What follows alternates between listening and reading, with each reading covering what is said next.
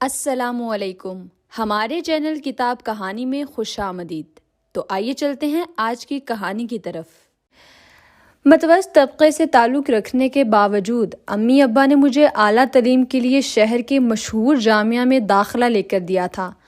اکلوتی اولاد کے اور جہاں بہت سارے فائدے ہوتے ہیں، وہاں ایک یہ بھی ہوتا ہے کہ سارے لاڈ پیار ناز نخرے اس کے حصے میں آتے ہیں۔ یہ تو ہو گیا ایک پہلو۔ اگر دوسری طرف دیکھا جائے تو سارے غم بھی کبھی کبھی اکلوتی اولاد کے حصے میں ہی آتے ہیں، کیونکہ وہ ایک ہی ایک ہے۔ خوشی، غم، تکلیف، دکھ، سبھی کچھ اس اکیلی نے ہی سہنا ہے۔ نرمین ضیاء اسکول کالج کے زمانے سے لے کر اب تک بہترین کارکردگی دکھانے والی، پوری دنیا کو میرے خیال کے مطابق سمجھنے والی اور کسی حد تک ان کو تسخیر بھی کرنے والی، نفع یا نقصان کا بھرپور حساب رکھنے والی، صرف انہی چیزوں کو سمجھتی تھی جو میرے حق میں بہترین ہوتی ہیں۔ ہاں، میں نرمین ضیاء اگر نہ سمجھ سکی تو فقط اپنی ماں جی کو نہ سمجھ سکی۔ آخر کیوں؟ کیا میں ایک ناکام لڑکی ہوں؟ کیا میں نے دنیا سمجھ کر عقل مندی کی، یا پھر اپنی ماں کو نہ سمجھ کے بہت بڑی غلطی کر دی؟ یہ ساری باتیں مجھے اس زندگی میں تو سمجھ میں آنے والی نہیں تھیں۔ ہاں، شاید اگلی دنیا میں یا اگلی زندگی میں سمجھ آ جاتی۔ میرے گھر میں کوئی کمی نہیں تھی، اگر تھی تو صرف اپنی ماں کو سمجھنے میں، کہ میں انہیں کبھی سمجھ ہی نہیں سکی۔ سب کچھ اچھا تھا، ہمارے گھر میں کسی چیز کی کمی نہیں تھی۔ میرے والد ایک سرکاری ملازم تھے۔ ان کی ملازمت بھلے چھوٹے درجے میں ہی تھی، لیکن وہ پوری ایمانداری سے اپنا کام کر رہے تھے۔ ان کی ملازمت کچہریوں میں تھی، جہاں رشوت کا بازار ہر وقت گرم رہتا ہے۔ کوئی روک ٹوک نہیں ہوتی، جیبوں کو ہر وقت گرم رکھا جاتا ہے۔ لیکن میرے بابا ان تمام چیزوں سے بہت دور تھے۔ ان کے نزدیک اگر کچھ بہت اہم تھا تو اپنے اہل و عیال کے لیے حلال کا لقمہ کمانا اور پھر انہیں کھلانا تھا۔ وہ یہ کام بہت ہی اچھے طریقے سے کرتے آ رہے تھے۔ ہمارے پاس چھوٹا سا گھر بھی اپنا ذاتی تھا۔ اب ان کی زندگی کا مقصد صرف اور صرف اپنی بیٹی کو اعلیٰ تعلیم دلوانا اور پھر اس کے بعد میری شادی کروانا تھا، جس کے لیے وہ ہمتاً مصروف رہتے تھے۔ ایک دن میں یونیورسٹی میں تھی کہ مجھے وہاں کچھ دیر ہو گئی۔ جو ہی میں گھر کے لیے نکلنے لگی تو چند لوگ میرے راستے میں آ گئے۔ میں یونیورسٹی سے پیدل ہی نکل پڑی تھی، کیونکہ جب میں فری ہوئی تھی تو تمام یونیورسٹی کی بسیں اور گاڑیاں بھی جا چکی تھیں۔ اب میں نے اس پاس دیکھا، کوئی رکشہ بھی مجھے نہ ملا۔ خیر، میں نے پیدل ہی چلنا شروع کر دیا، یہ سوچتے ہوئے کہ شاید راستے میں کوئی بس وغیرہ مل جائے۔ لیکن کافی دیر تک چلنے کے بعد بھی ایسا کچھ نہیں ملا کہ جس سے میں گھر تک جا سکوں۔ گرمی بھی بہت زیادہ تھی۔ میں نے ایک درخت کے نیچے کچھ دیر سستانے کا سوچا، اسی امید پہ کہ شاید کسی طرف سے کچھ نہ کچھ آ جائے اور میں اس میں سوار ہو کر گھر تک جا سکوں۔ موبائل میں نے رکھا ہی نہیں تھا، کیونکہ مجھے فی الحال اس کی ضرورت ہی نہیں تھی۔ جب کافی دیر گزر گئی تو بھی کوئی رکشہ وغیرہ نہیں آیا تو تھوڑا سا گھبرا گئی میں کہ اب کیا کروں۔ گھر کا سفر اچھا خاصا اور دشوار تھا۔ اکیلی عورت کے لیے یہ پوری دنیا ہی دشوار ہو جاتی ہے۔ یہی اصل حقیقت ہے۔ عورت چاہے خود کو جتنا بھی مضبوط سمجھ لے، لیکن وہ ہے تو ایک عورت ہی نا۔ ابھی میں انہی سوچوں میں گم تھی کہ ایک کالے شیشوں والی گاڑی فراٹے بھرتی بائیں طرف والی سڑک سے میری جانب آ رہی تھی۔ میں نے کوئی توجہ نہ دی، کیونکہ وہ کوئی میرے لیے تھوڑی آ رہی تھی۔ جیسے جیسے وہ قریب آتی جا رہی تھی، میں ایک دفعہ کچھ خوف زدہ ہوئی، لیکن پھر بہت مضبوط بن کر کھڑی رہی۔ جیسے ہی وہ گاڑی میرے قریب آئی، میں نے دوسری طرف کو چلنا شروع کر دیا۔ نہ جانے وہ گاڑی میرے پاس رکی یا پھر ایک طرف رکی، میں نے کوئی توجہ نہ دی، بلکہ آگے کو تیز تیز چلنا شروع کر دیا۔ جیسے ہی میں کچھ آگے گئی، گاڑی ایک دم سے میرے آگے آ کر رک گئی۔ کالے شیشے نیچے ہوئے اور ساتھ میں ہی ایک 50-55 سال کا صحت مند آدمی کالی اینک اتارتے ہوئے گویا ہوا۔ نرمین ضیاء۔ میں اپنا نام ایک اجنبی کے منہ سے سن کر شدید مضطرب ہوئی، لیکن کوئی توجہ نہ دی۔ وہ پھر سے بولا، اکلوتی اولاد کے غم بڑے زیادہ ہوتے ہیں، پتہ تو ہوگا تمہیں۔ سوال تھا یا شاید بتایا جا رہا تھا، لیکن مجھے لگا مذاق اڑایا جا رہا ہے۔ اپنے باپ ضیاء الدین سے کہنا کہ کچہریوں میں زیادہ پھرتیاں مت دکھائے، کیونکہ جو فائل اس کے ذمے لگائی گئی تھی نا، وہ ہمارے ہاتھ لگ چکی ہے۔ اب تمہارا باپ آرام سے پیار اور پیسے کی زبان مانتا ہی نہیں تھا تو ہم کیا کرتے؟ تم خود سمجھدار ہو، تم جانتی تو ہو کہ کام نکلوانا اور کروانا اس ملک میں کس قدر آسان ہے۔ اپنے باپ کو سمجھائے، اتنی خوبصورت بیٹی کو کیا یتیم کرے گا وہ؟ ہا ہا ہا۔ اس کی ساری باتیں ایک طرف اور اس کے حلق سے نکلنے والا بے حد فضول کہکہا ایک طرف تھا۔ جس میں اتنی وحشت تھی کہ میں اس کی ساری گفتگو سے نہ ڈری بلکہ اس کی ایک وحشیانہ کہکے سے پاؤں تک پسینے میں ڈوب گئی تھی۔ میں کم بارش میں گرنے والے اس پتے کی مانند تھی جو نہ تو پانی میں آ کے تیر رہا تھا اور نہ ہی ہلنے کے قابل رہا تھا۔ وہ آدمی یہ بات کر کے جانے ہی لگا لیکن پھر رک گیا، کہنے لگا کہ ویسے اگر کہو تو میں تمہیں گھر چھوڑ دیتا ہوں۔ میں کانپے بنا نہ رہ سکی۔ اگر اس نے مجھے گاڑی میں ڈال لیا تو؟ ابھی میں سڑک پہ ہی کھڑی تھی کہ دور سے ابا کی بائک کی آواز سنی جو کہ میرے وقت پہ گھر نہ پہنچنے پہ بے حد پریشان ہو گئے تھے اور اب خود ہی مجھے لینے کے لیے گھر سے نکل آئے تھے۔ نور نور، وہ پیار سے مجھے نور ہی کہتے تھے۔ نور بیٹی اتنی دیر کیوں لگا دی؟ ابا ابا ابا ابا وہ گاڑی۔ میں نے شدید بوکھلاہٹ میں ادھورے پورے لفظ منہ سے نکالے۔ کیا ہوا گاڑی کو؟ آج تم دیر سے کلاس سے نکلی ہو بیٹی، ساری بسیں نکل چکی تھیں۔ میں تو ابھی دفتر سے کچھ ہی دیر پہلے فارغ ہوا گھر آیا تو تمہاری ماں نے بتایا کہ وہ ابھی تک نہیں آئی، بس پھر سیدھا ادھر ہی آ گیا۔ میں جلدی سے ابا کے ساتھ بائک پہ بیٹھی۔ راستے میں میرا بہت دل کیا کہ میں اس فائل کے بارے میں جانوں اور ابا سے پوچھوں، لیکن ہمت ہی نہ ہوئی، اس طرح وہ میرے لیے بہت زیادہ پریشان ہو جاتے۔ ابا وہ اماں روز رات کو چھت پہ، بات میرے منہ میں ہی رہ گئی۔ چھوڑو نا بیٹی، تم اس گتھی کو کیوں سلجھانا چاہتی ہو؟ بس رہنے دو اس بات کو۔ وہ اپنی دنیا میں راضی ہے، اگر اسے کرنے سے سکون ملتا تو اسے ایسے سکون میں رہنے دو۔ بس پھر اس کے بعد ہم نے کوئی ایسے بات نہ کی اور نہ ہی میں نے ابا کو اس گاڑی اور گاڑی والے کی گفتگو کے بارے میں کچھ بتایا تھا۔ جب ہم گھر پہنچے تو شام کی تاریکی پھیل چکی تھی۔ گھر میں داخل ہوتے ہی اماں کی مخصوص چپ نے استقبال کیا۔ عام ماؤں کی طرح انہوں نے مجھ سے دیر سے آنے کی کوئی وجہ دریافت نہ کی بلکہ خاموشی سے میرے سامنے کھانا لا کر رکھ دیا۔ میں نے اماں کا بازو پکڑ کر اپنے پاس بٹھایا اور پوچھا، اماں کبھی تو ڈانٹ دیا کریں، میں آج کتنا دیر سے گھر آئی ہوں، ابا کے ساتھ آئی ہوں، لیکن آپ نے مجھ سے ایک حرف نہیں کہا۔ میری بات پہ اماں نے صرف ابا کو دیکھا۔ ابا نے مجھے اشارے سے چپ رہنے کو کہا اور میں چپ چاپ کھانا کھانے لگی۔ جب میں کھانا کھا کر کچھ دیر کے لیے سستانے کے لیے اپنے کمرے میں چلی گئی تو امی ابا کا کمرہ بھی ساتھ ہی ملحقہ تھا۔ ان کے بولنے پہ میری آنکھ ایک دم سے کھل گئی۔ ابا بہت ہی محبت سے اماں سے کہہ رہے تھے کہ نور اب بڑی ہو گئی ہے، ہر بات کو سمجھنے لگ گئی ہے، معاملے کی تہہ تک پہنچنا جانتی ہے، اپنا اچھا برا خوب سمجھتی ہے۔ میں تو کہتا ہوں کسی روز اس کو اعتماد میں لیتے ہوئے کیوں نہ ہم اسے سب کچھ صاف صاف بتا دیں۔ سب کچھ صاف صاف بتانے میں ہی ہم تینوں کی بھلائی ہے۔ تم جانتی ہو نا اپنی بیٹی کو، اگر اسے یہ ساری باتیں کہیں باہر سے پتہ چلی تو بہت ہی برا ہوگا، ہماری بیٹی ہم سے نفرت کرنے لگے گی۔ ابا دھیرے دھیرے اماں سے سرگوشی کے انداز میں بات کر رہے تھے لیکن اماں کسی بھی قیمت پر ماننے کو تیار ہی نہیں تھیں، بلکہ وہ بنا کچھ کہے وہاں سے باہر بنے برآمدے میں آ گئی تھیں۔ انہوں نے ابا کی باتوں پہ مزید کوئی دھیان ہی نہیں دیا تھا۔ ابا اماں کے باہر نکل جانے پہ اپنا سر پکڑ کر بیٹھ گئے تھے کیونکہ وہ اماں کو سمجھا سمجھا کے تھک گئے تھے۔ دن گزرتے گئے، وہ گاڑی والی بات میرے ذہن سے مکمل طور پر نکل چکی تھی۔ مجھے ابا کو بتانا بھی بالکل بھول چکا تھا۔ کافی سارے دن گزر گئے تو ایک دن وہی کالے شیشوں والی گاڑی، یا شاید مجھے وہی گاڑی لگی، یونیورسٹی میں داخل ہو رہی تھی۔ میں اپنے نوٹس تیار کرنے میں مصروف تھی کہ ساتھ بیٹھی شزا نے مجھے کوہنی ماری اور اس گاڑی کی طرف توجہ مبذول کروائی، لیکن میں نے کوئی توجہ نہ دی۔ وہ پھر سے مجھے کوہنی مارنے لگی تو میں نے تنگ آ کر اس کی نظروں کا تعاقب کیا۔ نور یار، کس قدر خوبصورت گاڑی ہے، اور سوچو اس گاڑی میں سے اترنے والا کس قدر حسین ہوگا۔ جیسے ہی ڈرائیونگ سیٹ کا دروازہ کھلا تو ایک سیاہ کالا افریقی وہاں سے نکلا۔ اب شزا بیچاری کی حالت پہ ہنسنے کی باری میری تھی۔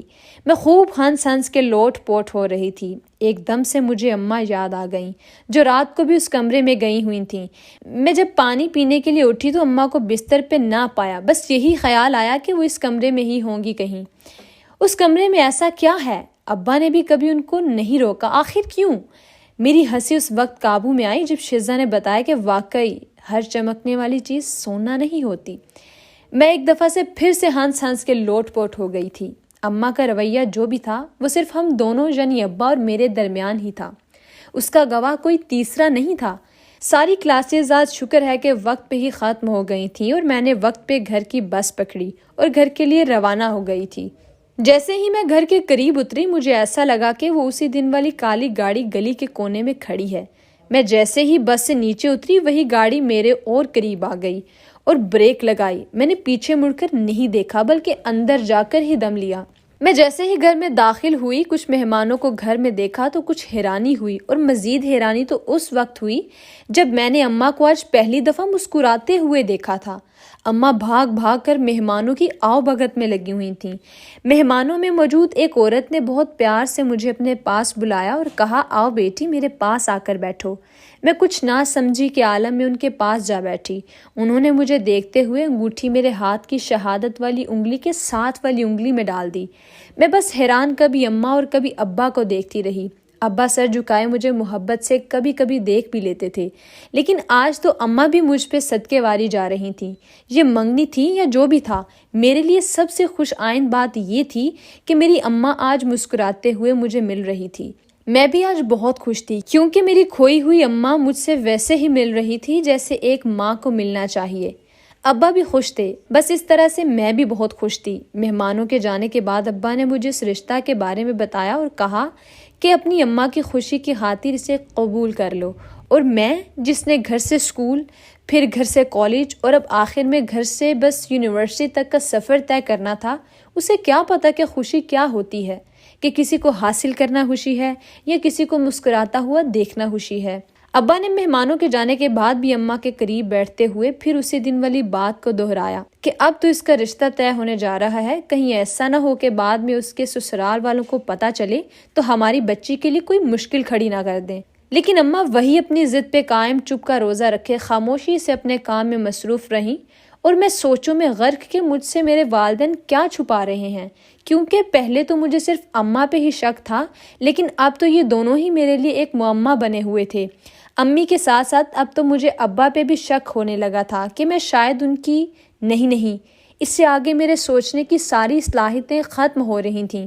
میں نے یونیورسٹی میں کسی کو بھی اپنی منگنی کے بارے میں نہیں بتایا تھا، ایسے ہی بات نکل جاتی تو پھر سب کی چھیڑ چھاڑ جان ہی نہ چھوڑتی۔ مجھے تو بس اپنی تعلیم مکمل کرنی تھی۔ دن گزرتے گئے، نہ تو وہ سیاہ شیشوں والی گاڑی دوبارہ آئی اور نہ ہی میں نے اس کو کہیں دیکھا۔ میں نے شکر کا کلمہ پڑھا کہ شکر ہے جان چھوٹی۔ ایک دن ابا گھر آئے تو بے حد پریشان تھے۔ پریشانی کی وجہ میں نے ہی جاننے کی کوشش کی، لیکن انہوں نے ٹال مٹول سے کام لیا اور یہی کہا کہ بس اپنی تعلیم پہ مکمل طور پہ توجہ دے اور کوئی بڑا عہدہ حاصل کرے۔ میں نے ان سے کہا کہ میں محنت کر رہی ہوں۔ ابا یہ سن کر خوش تو ہوئے، لیکن ان کی یہ خوشی کس قدر کھوکھلی سی تھی، حالانکہ پہلے تو ایسا کبھی بھی نہیں ہوا تھا۔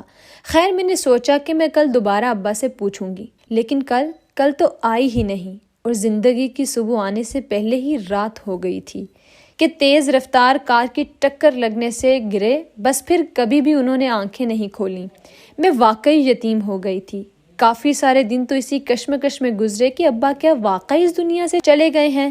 ایک وہی تو تھے اس بھری دنیا میں جو میرا بھرپور خیال رکھتے تھے۔ اکیلی اولاد، اور وہ بھی بیٹی۔ بس لوگوں کو پتہ چل جائے کہ اس گھر میں کوئی مرد نہیں ہے تو وہ جینا تو حرام کریں گے ہی، ساتھ میں مرنا بھی دوبھر کر دیں گے۔ ابا کے جانے کے بعد میرا دل کسی بھی چیز میں نہیں لگتا تھا۔ ہر وقت ان کی یادیں میرے دل کو بے قرار رکھتی تھیں۔ ابا کے جانے کے بعد میں نے سوچ لیا تھا کہ اب تو ہر صورت میں اماں سے وہ راز جان کر ہی رہوں گی جو وہ مجھ سے اب تک چھپاتی آ رہی ہیں۔ روتے دھوتے دن رات گزرنے لگے۔ اماں کی ابھی بھی وہی روٹین تھی۔ وہ اسی کمرے میں مخصوص وقت پہ جاتی تھیں، باقی رات کا حصہ وہیں گزارتی اور پھر واپس آ جاتی تھیں۔ جب سے ابا گئے تھے مجھے لگتا تھا اماں پہلے سے زیادہ اس بلائی منزل کے کمرے میں جانے لگی ہیں، لیکن وہ جاتی رات کے وقت ہی تھیں۔ جب واپس آتی تو پہلے سے کہیں زیادہ خوش و خرم نظر آتی تھیں۔ مجھے ایسے کیوں لگتا تھا کہ وہ پہلے سے زیادہ حسین و جمیل ہو رہی ہیں، لیکن کیوں اور کیسے، جبکہ شادی شدہ عورت کی اصل خوبصورتی تو اس کے میاں کی زندگی سے ہوتی ہے۔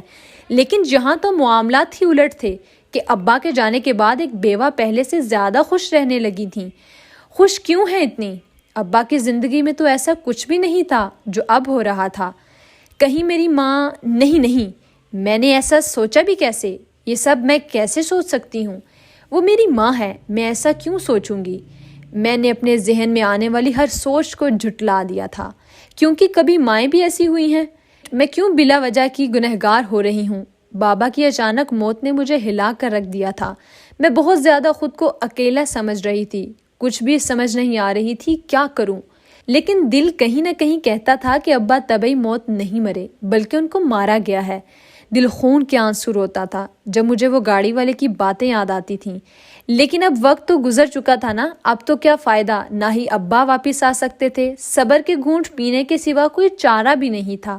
اسی اثناء میں میرے 2 سیمسٹر گزر گئے۔ جیسے تیسے کر کے میں نے پیپر دیے، میں جانتی ہوں یا میرا خدا جانتا ہے۔ ایک دن میں گھر آئی تو وہی میرے سسرال والے آئے ہوئے تھے اور وہ اماں سے شادی کی تاریخ بھی مانگ رہے تھے۔ اماں نے مجھ سے مشورہ کیے بغیر ان کو اسی ماہ کی تاریخ دے ڈالی۔ انہیں جہیز کے نام پہ کچھ بھی نہیں چاہیے تھا سوائے میرے۔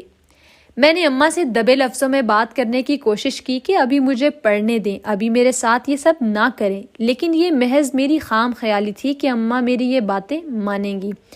وہی ہوا کہ بڑی سادگی کے ساتھ میری شادی کر دی گئی، لیکن رخصت ہو کر میں نہیں بلکہ میرا شوہر اس گھر میں آ گیا۔ حسن اچھا شوہر تھا، لیکن بس کم تعلیم یافتہ ہونے کی وجہ سے اس کا ذہن وہ سب نہیں سوچتا تھا جو ایک وسیع نظر دنیا کا بندہ سوچتا ہے۔ اس کے نزدیک سب سے بڑی خامی خود تعلیم تھی کہ یہ انسانوں کو، خاص طور پہ لڑکیوں کو شدید بگاڑ دیتی ہے۔ حسن بس ٹھیک ہی تھا، معاشرتی حقائق کو شاید مجھ سے زیادہ بہتر انداز میں جانتا تھا۔ اس کے والدین نے ہنسی خوشی اسے ہمارے گھر میں گھر داماد کے طور پر رہنے کی اجازت دے دی تھی۔ شادی کے بعد مجھے یہی لگا کہ اماں اپنی سعادت کو چھوڑ دیں گی، لیکن حسن چونکہ اپنا کاروبار کرتے تھے اور وہ اپنی مرضی سے ہی کام پہ جاتے، کبھی نہ جاتے۔ کوئی ابا کی طرح ملازمت تو تھی نہیں کہ پوچھ پڑتال ہوتی۔ میں ایک دن یونیورسٹی سے واپس آئی تو وہ سخت سیخ پا ہو رہے تھے کہ شوہر گھر آئے اور بیوی گھر ہو ہی نہ، یہ کون سی پڑھائی ہے۔ میں حیرت کے سمندروں میں غوطہ زن ہو گئی کہ مطلب یونیورسٹی والوں کو پتہ ہونا چاہیے کہ شوہر جب بھی گھر آئے تو اس کی بیوی کو چھٹی دے دیں۔ میں حسن کے معاملے میں کچھ پریشان رہنے لگی تھی کہ ابا نے یہ کیا میرے لیے فیصلہ کیا تھا۔ اماں وہی چپ کا روزہ رکھے خود کے خول میں آج بھی جکڑی، بس دنیا سے بیزار۔ پہلے تو شاید ابا کے جانے پہ میری کچھ فکر کر بھی لیتی، لیکن اب حسن کے سپرد کر کے سمجھتی تھی کہ سب کچھ ٹھیک ہو گیا ہے اور اب کسی بھی بات کی کوئی فکر نہیں ہے۔ میں ابا کو بہت ہی یاد کرتی تھی۔ ایک دن حسن نے بہت زیادہ بدتمیزی کی میرے ساتھ بھی اور ماں کے ساتھ بھی، اور ساتھ میں ہی یہ کہہ دیا کہ بس آج سے یونیورسٹی جانا بالکل بند۔ میں نے احتجاج کیا کہ مجھے اپنے بہت سے خواب پورا کرنے ہیں، پلیز یہ سب مت کرو، لیکن میری ایک نہ سنی گئی، اور آخرکار بہت زیادہ احتجاج کے باوجود بھی مجھے ہتھیار ڈالنے پڑے اور میرا یونیورسٹی جانا بالکل بند ہو گیا۔ ہمیشہ کی طرح اماں نے ایک حرف بھی نہ کہا۔ میری برداشت جواب دیتی جا رہی تھی کہ میں آخر کیا بن چکی ہوں، محض ایک کٹ پتلی کہ جس کی ڈوری میرے والدین نے ایک ایسے انسان کے ہاتھ میں دے دی ہے جو صرف بیوی کو اپنی ملکیت سمجھتا ہے، صرف اس لحاظ سے کہ وہ اس کی قید و بند کی صحبتیں جھیلے، اس کی خدمت کرنے میں کوئی کسر نہ چھوڑے، اس کے بچے پیدا کرنے میں کوئی دیر نہ کرے۔ بس یہی وجہ تھی کہ مجھے نرمین سے نور اور پھر نور سے نوری تک کا سفر بڑی مشکلوں سے کاٹنا تھا۔ میری ہمت جواب دے گئی تھی۔ اماں کی نہ ختم ہونے والی چپ اور حسن کے روز کے مکالموں سے میں واقعی تھک چکی تھی۔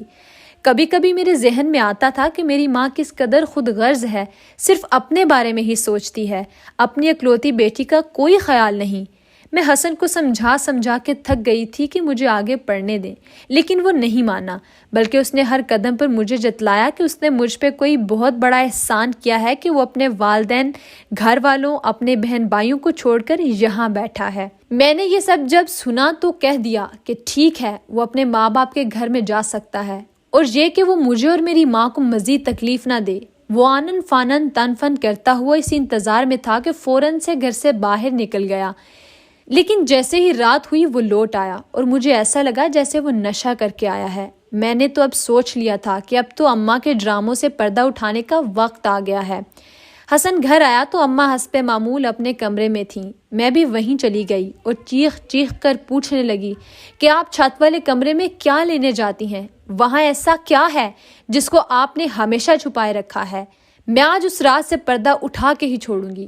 وہ کچھ نہ بولیں، بس یک ٹکے مجھے دیکھتی ہی جا رہی تھیں اور چپ چاپ ایک طرف ہو کر بیٹھ گئیں۔ ابا کے جانے کے بعد بھی اماں نے کبھی بھی ابا کو یاد نہیں کیا تھا، ورنہ عورتیں اگر بیوہ ہو جائیں تو بات بات پہ شوہروں کو بہانے سے یاد کرتی ہیں۔ اماں اب جانتی ہیں کہ مجھ پہ کیا بیت رہی ہے۔ آپ کو کیا ملا اس جاہل سے مجھے بیاہ کر؟ آپ نے میری زندگی بالکل برباد کر دی ہے۔ میں نے آج تک آپ سے کبھی بھی کچھ نہیں مانگا، جو بھی لیا چاہا سب کچھ ابا سے ہی مانگا۔ اماں آپ یہ سب کیوں کر رہی ہیں؟ کیا میں آپ کی سگی اولاد نہیں ہوں؟ اماں نے میرے اس سوال مجھے یوں ہی دیکھا جیسے کہ میں پاگل ہو گئی ہوں یا میرے ذہن میں کوئی بھاری چیز لگی ہے۔ میں جو کچھ منہ میں آ رہا تھا بولتی ہی جا رہی تھی، کچھ بھی سوچے سمجھے بنا۔ اماں میری باتوں پہ بس مسکرا رہی تھی، کچھ بھی کہے بنا۔ میں صدمے میں جانے ہی والی تھی کہ جبکہ اماں نے میری آنکھوں پہ ایک پٹی باندھی۔ پٹی اتنی چوڑی تھی کہ مجھے کچھ بھی نظر نہیں آ رہا تھا۔ اماں نے پٹی باندھنے کے بعد میرا ہاتھ پکڑا اور سیڑھیاں چڑھنے لگی۔ اماں اماں کچھ تو بولیں، ہم کہاں جا رہے ہیں؟ میں نے بے تابی سے پوچھا۔ اماں ایک لفظ نہ بولی۔ ایسا لگتا تھا جیسے اماں جب بھی سیڑھی دیکھتی تھیں تو انہیں یا تو کچھ نظر آتا ہے یا پھر یہ کسی کو بلاتی ہیں۔ میرا ذہن جس قدر بھٹک سکتا تھا بھٹک رہا تھا۔ اماں ساری سیڑھیاں اوپر چڑھ گئیں اور ایک مخصوص جگہ پہ جا کے رک گئیں۔ پھر انہوں نے مجھے یہی کہا کہ اگر پٹی کھولی تو آنکھوں کی بینائی سے ہمیشہ کے لیے محروم ہو جاؤ گی۔ میں یہ باتیں سن کر اتنی خوفزدہ ہوئی کہ بند آنکھوں سے ہی اندھا دھند بھاگنے لگی۔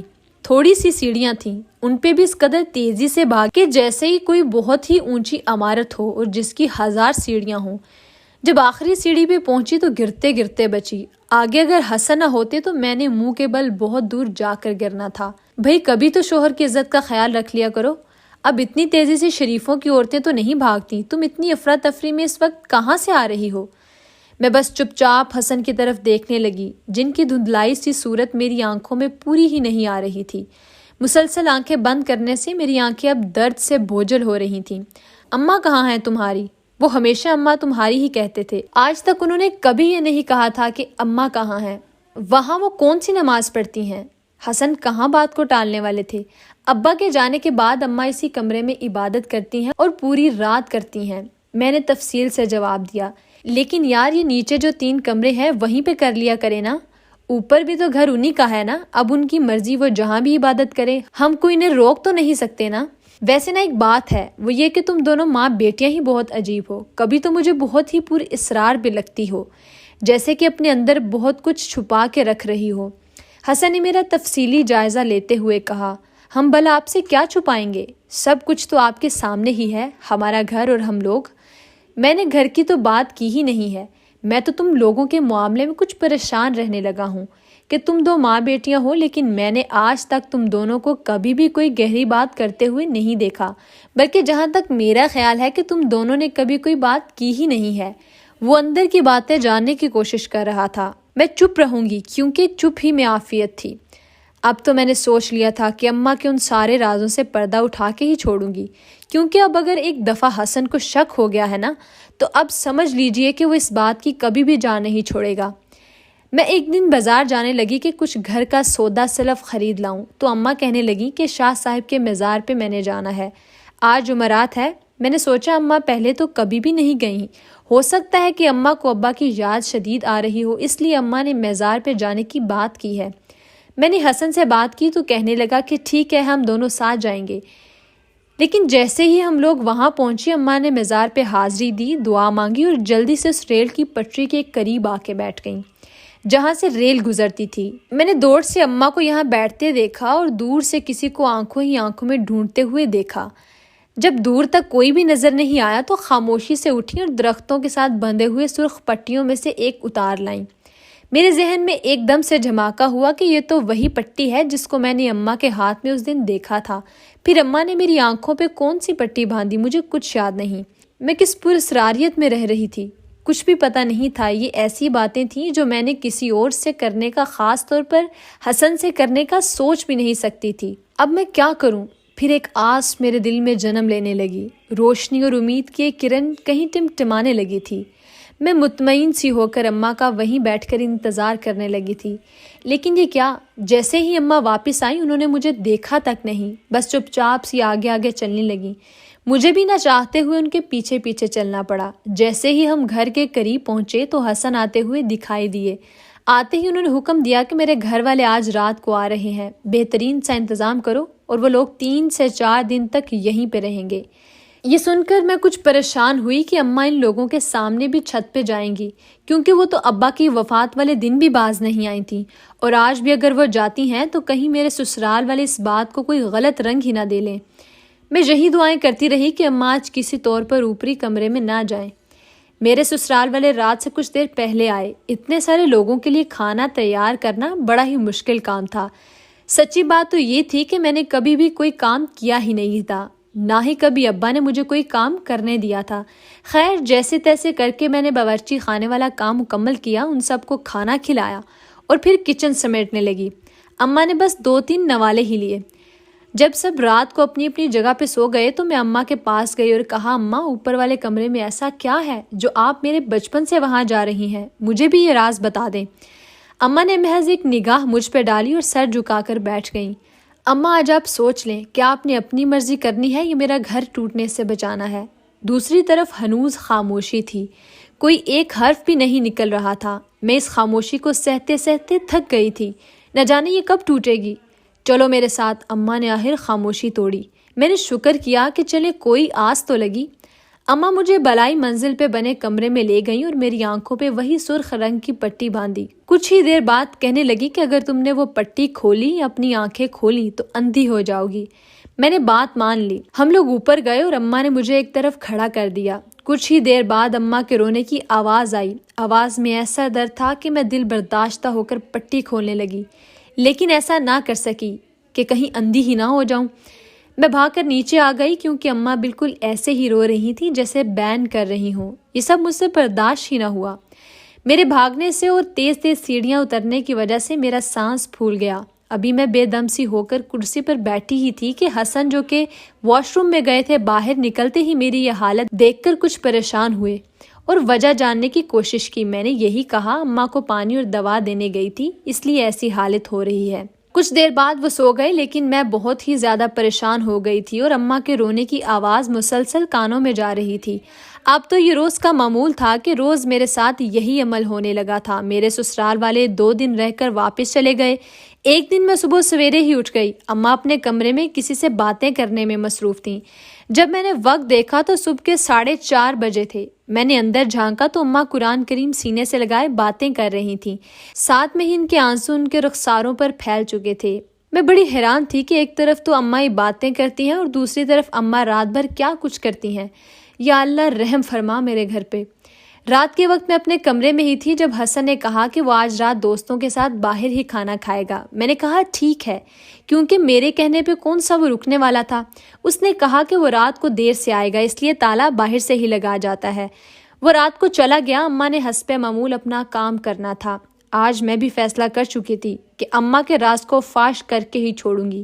اماں میرے کمرے میں جھانک کر چلی گئیں۔ میں کچھ ہی دیر بعد ان کے پیچھے گئی اور ان سے کہا، اماں مجھے بھی ساتھ لے چلو۔ اماں نے حسب معمول میری آنکھوں پہ پٹی باندھی۔ اماں وہی اپنے انداز میں کچھ ہی دیر میں رونے لگیں۔ آج میں نے ہمت دکھائی اور اماں کی روتی ہوئی آنکھوں کو برداشت کرتی رہی۔ جیسے ہی اماں نے بہت ہی اونچی آواز میں بین شروع کیے، میں نے پٹی کھول دی اور اسے دور پھینک دیا۔ جیسے ہی اپنی دونوں آنکھیں کھولیں تو اف میرے خدا، میں یہ سب دیکھنے سے پہلے مر ہی کیوں نہ گئی کہ میری ماں میرے باپ کے جانے کے بعد یہ سب کر رہی ہے۔ نہیں، یہ سب نہیں ہو سکتا، ایسا کبھی بھی نہیں ہو سکتا۔ میں دھاڑے مار مار کر رونے لگی اور روتی ہوئی چیختی چلاتی واپس اپنی ماں کے کمرے میں آ گئی۔ میں یہ سوچ سوچ کر ہلکان ہو رہی تھی کہ میری ماں وہ بھی اس حد تک گر سکتی ہے۔ کیسے میرے باپ کی روح آج تڑپی ہوگی؟ تو کیا اماں میرے بچپن سے یہ سب کرتی آ رہی ہیں؟ لیکن حیرت تو اس بات پہ ہے کہ ابا نے بھی کبھی اپنی زندگی میں اماں کو نہیں روکا، بلکہ وہ تو اماں کا بہت ہی زیادہ خیال رکھتے تھے۔ تو کیا ایک مرد کو فرق نہیں پڑتا کہ اس کی بیوی کسی بھی مرد، اللہ پاک مجھے اٹھا لے، میرے مالک مجھے یہاں سے کہیں دور لے چل، میں یہاں اس گھٹن میں نہیں رہ سکتی۔ ابھی میں یہ دعائیں مانگ ہی رہی تھی کہ باہر گیٹ کھلنے کی آواز آئی اور حسن گھر میں داخل ہوا۔ وہ لڑکتا ہوا گھر میں داخل ہو رہا تھا۔ آتے ہی بستر پر ڈھہ گیا۔ مجھے آج اس کی بھی کوئی پرواہ نہیں تھی، کیونکہ آج جو کچھ میں دے کر آئی تھی وہ میرے اوپر آسمان اور پاؤں کے نیچے سے زمین نکالنے کے لیے کافی تھا۔ میں چپ چاپ سے بستر کے ایک طرف ڈھہ سی گئی۔ اماں کب نیچے آئیں مجھے کوئی سروکار نہیں تھا۔ وہ کیا کرتی ہیں یا کیا کرتی رہی ہیں اتنے سالوں سے، آج اس بات کا اختتام ہو گیا تھا۔ زندگی اتنی گھری ہوئی بھی ہو سکتی ہے، یہ تو میں سوچ بھی نہیں سکتی تھی۔ میں نے علل صبح فیصلہ کیا کہ آج اماں سے ہر بات صاف صاف کر کے تو حسن کو ساتھ لے کر کہیں الگ اپنا بسیرا کر لیں گے۔ انہی سوچوں میں نہ جانے کب میری آنکھ لگ گئی۔ صبح جب آنکھ کھلی تو میری ڈرامے باز ماں قرآن پاک کی تلاوت میں مصروف تھی۔ میں ان کی دوہری شخصیت سے اس قدر اکتا گئی تھی کہ انہیں تو کچھ نہیں کہا، لیکن خود کو اذیت دینے کے نت نئے طریقے سوچ رہی تھی۔ لیکن میں چونکہ یہ فیصلہ کر چکی تھی، اس لیے آج ہر صورت میں اماں سے سارے حساب چکانے تھے، پھر چاہے کچھ بھی ہو جائے مجھے پرواہ نہیں تھی۔ اماں یہ سب کیا ہے؟ آپ اتنے سارے سالوں سے یہ کیا کر رہی ہیں؟ آپ نے کبھی بھی میری عزت کو چلے گولی مارے؟ آپ نے کبھی اپنی عزت کی بھی پرواہ نہیں کی؟ کہ آپ کو یہ کبھی نہیں لگا کہ یہ میری اکلوتی بیٹی ہے، یہ میرا سب کچھ ہے؟ آپ کے رویے کو آج تک میں بے بسوں کی طرح برداشت کرتی آ رہی ہوں۔ کیوں ماں؟ میری آنکھوں سے ٹپ ٹپ آنسو گرنے لگے۔ اماں نے بنا دیکھے سر جھکا دیا، مطلب انہیں اپنے کیے پہ پشیمانی تھی۔ لیکن اماں آپ کے پاس کس چیز کی کمی تھی؟ مجھے بتا دیجئے۔ میں نے ترستی ہوئی نگاہیں اپنی گنہگار ماں پہ ڈالیں، لیکن وہ گمسم تھی۔ ٹھیک ہے اماں، اگر آپ نے کچھ نہیں بتانا تو میں ہی اس گھر کو چھوڑ کے چلی جاتی ہوں۔ میں یہ کہہ کر اپنے کمرے کی طرف بھاگی اور سوچا کہ کچھ سامان پیک کر کے رکھ لوں تاکہ حسن کے آنے پہ ہم یہ گھر چھوڑ کر کہیں اور چلے جائیں۔ اتنی دیر میں حسن کا فون آیا کہ وہ 2 دن گھر نہیں آ سکے گا کیونکہ اس نے شہر سے باہر جانا ہے۔ اف میرے خدا، میرے ساتھ ہی یہ سب کب تک ہوتا رہے گا؟ میں نے فون کو بیڈ پر پٹخ کر مارا اور سر تک چادر لے کر منہ لپیٹ لیا۔ کچھ ہی دیر بعد اماں میرے کمرے میں آئیں اور میرے پاس بیٹھ کر مجھے اٹھانے لگیں، لیکن میں ٹس سے مس نہ ہوئی کیونکہ نفرت کی اگر کوئی انتہا تھی تو وہ آج میں اپنی ماں سے کر رہی تھی۔ میں نے کوئی توجہ نہ دی۔ اماں شروع ہوئیں، جب میں بیاہ کر اس گھر میں آئی تو میری ساس یعنی کہ تمہاری دادی کے ہاں کوئی اولاد زندہ نہیں بچتی تھی، جو بھی پیدا ہوتی وہ ساتھ ہی مر جاتی۔ تقریباً ان کے 11 بچے ایسے ہی ہوئے اور ساتھ ہی مر گئے۔ ایک دن وہ دل برداشتہ ہو کر اپنے شوہر یعنی تمہارے دادا سے کہنے لگی کہ پتہ نہیں ایسی کون سی خطا ہو گئی ہے کہ اتنی کڑی سزا مل رہی ہے، شاید ہمارے نصیب میں ایسا ہی لکھا ہے۔ تمہارے دادا بڑے دل گردے والے انسان تھے، انہوں نے ہمت نہ ہاری اور تمہاری دادی کو حوصلہ دیتے رہے کہ اگر اللہ پاک نے چاہا تو وہ ہمیں ضرور اولاد سے نوازے گا اور وہ زندہ بھی رہے گی۔ پھر وہ منت مانگ بیٹھی کہ میں اپنی اولاد کو اگر زندہ رہے گی اسے یہ اس کی شادی تک مانگ کر کپڑے پہنائیں گی۔ بس پھر تمہارے ابا دنیا میں آئے اور دادی نے منت کے مطابق ان کو مانگ کر ہی کپڑے پہنائے، یہ زندہ رہے۔ دادا دادی تمہارے خوشی سے پھولے نہیں سماتے تھے کہ ان کی بھی اولاد زندہ ہے، اور پھر جب تمہارے ابا کچھ ہی بڑے ہوئے تو تمہارے دادا وفات پا گئے اور اب دادی کے پاس کوئی کمانے والا نہیں تھا، نہ ہی کوئی ان کا پرسانے حال تھا۔ وہ انتہائی مفلسی کی زندگی گزارنے لگی۔ پھر انہوں نے اپنے چچا زاد بہن کے ساتھ ایک چھوٹا سا کاروبار شروع کیا۔ کاروبار یہی تھا کہ وہ گھر میں روٹیاں سالن بناتی اور بازار میں جا کر بیچ آتی۔ اس سے کچھ بچت بھی ہونے لگی اور گھر میں کچھ تھوڑی سی خوشحالی بھی آنے لگی، لیکن کچھ ہی دنوں کے بعد یہ کام بھی مکمل طور پر بند ہو گیا تھا۔ گھر میں فاقے ہونے لگے۔ آخر کار دادی کو اپنے دور کے رشتہ دار یاد آئے جو کہ کافی دور کے گاؤں میں رہتے تھے۔ وہ کافی امیر تھے۔ دادی ان کو آخری امید سمجھ کر ان کے پاس گئیں اور ان سے کچھ پیسے قرض کے طور پہ لیے۔ انہوں نے قرض تو دے دیا، ساتھ میں یہ شرط بھی رکھی کہ جب بھی تمہاری کوئی پوتی ہوئی اس کے جوان ہونے پہ تم اس کا رشتہ ہمارے خاندان میں کرو گی۔ دادی کو اور کیا چاہیے تھا، اس قدر امیر لوگ تھے۔ دادی نے بنا سوچے سمجھے ہاں کر دی۔ تمہارے بابا جیسے جیسے بڑے ہو رہے تھے انہوں نے اپنی ماں کا بہت ساتھ دینے کی کوشش کی اور مزدوری کرنے کے ساتھ ساتھ مزید آگے پڑھنے لگے۔ وہ اپنی پڑھائی میں اچھے تھے، بڑی محنت کی۔ جب ابھی وہ 10ویں جماعت میں تھے تو اپنی ماں کے سایہ سے بھی محروم ہو گئے۔ وہ بے حد پریشان رہنے لگے۔ اسی اثناء میں وہی مالدار رشتہ دار ان کے پاس آئے اور انہیں پیسے ادھار دیے۔ شرط وہی تھی کہ وہ اپنی بیٹی کی شادی اس خاندان میں کریں گے۔ ابا نے بھی یہ شرط مان لی اور FA کرنے کے بعد ایک سرکاری دفتر یعنی کچہری میں ملازمت کر لی۔ اب وقت گزرتا گیا اور ان کی ایک رشتہ کی خالہ نے ان کی شادی اپنی بھانجی یعنی مجھ سے کر دی۔ میں جیسے اس گھر میں آئی تمہارے ابا جی کی ترقی لگ گئی اور میں شادی کے فوراً بعد امید سے بھی ہو گئی۔ ہمارا پہلا بیٹا ہوا، لیکن یہ کیا، وہ تو ہماری جنس کا تھا ہی نہیں، وہ تو تیسری۔ میں نے رو رو کر برا حال کر لیا۔ تمہارے ابا یہی چاہتے تھے کہ اسے اس معاشرے سے چھپا کر رکھیں، لیکن ایسا کہاں ممکن تھا۔ جیسے ہی وہ 6 ماہ کا ہوا اسے شہر کے گرو آ کے لے گئے۔ میں بیٹے کی جدائی میں بہت زیادہ روتی تھی۔ پھر میں کچھ ہی عرصے بعد پھر امید سے ہو گئی۔ دوسرا بھی بیٹا ہی ہوا، لیکن وہ بھی اسی جنس سے تھا۔ اسے بھی دل پہ پتھر رکھ کے ان لوگوں کو دینا پڑا۔ ایسے ہی یکے بعد دیگرے میرے 10 بیٹے ہوئے، ایک ایک سال کے وقفے سے، اور 10 کے 10 بیٹے میرے وہی لے گئے۔ میں اس قدر دل برداشتہ ہو چکی تھی کہ ایک دن خودکشی کرنے لگی۔ ابھی پھندا گلے میں ڈالا ہی تھا کہ دروازے پہ دستک ہوئی۔ میں نے دروازہ نہیں کھولا، دستک ہوتی رہی۔ مسلسل دستک سے میں جھنجھلا گئی اور آخرکار گلے سے وہ پھندا اتارا اور دروازہ کھولا۔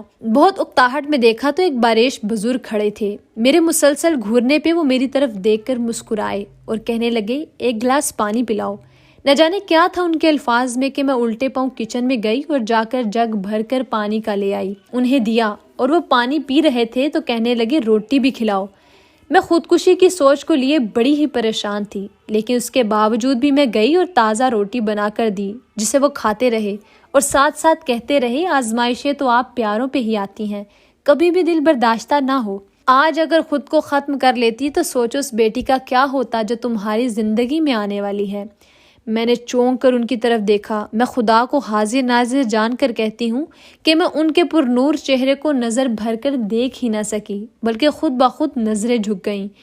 وہ بولے، اللہ نے تمہیں ایک صحیح سالم اولاد دینی ہے، ہمارے ہی جنس کی، لیکن اس کے زندہ سلامت رہنے اور صحیح سلامت رہنے کے لیے تمہیں اس کے 25 سال تک ایک ہی عمل روزانہ دہرانا ہوگا کہ تم پوری رات عبادت میں گزار دو۔ لیکن اگر تمہاری وہ بیٹی 25 سال پورے ہونے سے پہلے تم پہ شک و شبہ کرے تو اس کی نگاہوں پہ سبز پٹی باندھ کر اسے اپنے ساتھ لے کر جانا۔ اگر اس نے پٹی کھول دی اس کمرے میں تو وہ اندھی ہو جائے گی۔ مجھے ہر شرط منظور ہو گئی تھی۔ میں ممتا کی ماری حالی کوکھ لیے اس وقت ہر شرط ماننے کو تیار تھی۔ بس پھر میں نے تمہارے ابا کے آنے پہ وہ ساری باتیں انہیں بتا دیں۔ وہ بولے، سوچ لو 25 سال تک یہ عمل کیسے کرو گی؟ میں نے جھٹ کہا کہ اپنی اولاد کی سالمیت کے لیے میں سب کچھ کر گزروں گی، چاہے پھر اس کے لیے میری جان ہی کیوں نہ چلی جائے۔ میں نے وہ عمل اس رات سے شروع کر دیا تھا۔ ابھی عمل کو 7واں دن تھا کہ میں امید سے ہو گئی۔ میری خوشی کا تو نہ کوئی ٹھکانہ تھا اور نہ ہی کوئی حد تھی۔ بڑی خوشیاں منائی گئیں۔ مدت پوری ہونے پہ تم اس دنیا میں آ گئی۔ تم اس قدر خوبصورت اور مکمل تھی کہ میں سجدے سے سر ہی نہیں اٹھاتی تھی۔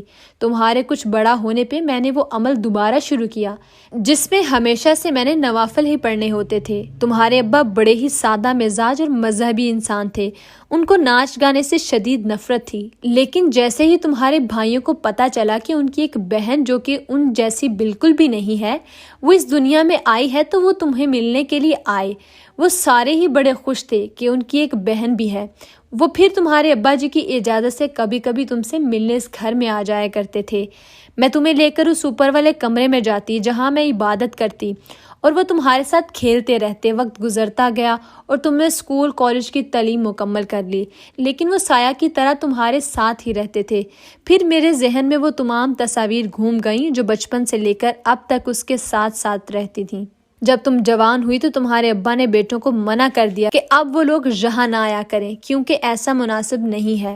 لوگوں کی نظروں میں تو ہم نے اپنی 10 اولادوں کو مردہ ہی ثابت کیا ہوا تھا نا، کسی کو بھی حقیقت معلوم نہیں تھی۔ پھر جیسے ہی تم نے جوانی میں قدم رکھا تو پھر تمہاری دادی کی قرض خواہوں نے ہمیں تنگ کرنا شروع کر دیا۔ اب جتنا اماں نے قرض کیا تھا وہ تو شاید ہی تمہارے ابا اتار ہی دیتے، لیکن ان کے نزدیک اس قرضے کی مقدار بہت ہی زیادہ تھی۔ وہ تو شاید پرانے وقتوں کی کروڑوں کے برابر تھے۔ تمہارے ابا نے کوشش تو بہت کی لیکن اللہ نے ان کو مہلت ہی نہ دی، وہ ہمیں چھوڑ کر چلے گئے۔ اب جب سے تمہارے بھائیوں کو اپنے ابا کی موت کی خبر ملی وہ گھر میں آئے، لیکن ہماری عزتوں کا خیال کرتے ہوئے وہ کبھی دروازوں سے نہ آئے، بلکہ ہمیشہ سے ہی وہ پچھلی رات کو دیوار کے اوپر سے آتے تھے۔ میری نئے سرے سے جوانی کا یہی راز تھا کہ میں تمہارے ابا کے جانے کے بعد بھی اکیلی نہیں ہوئی تھی۔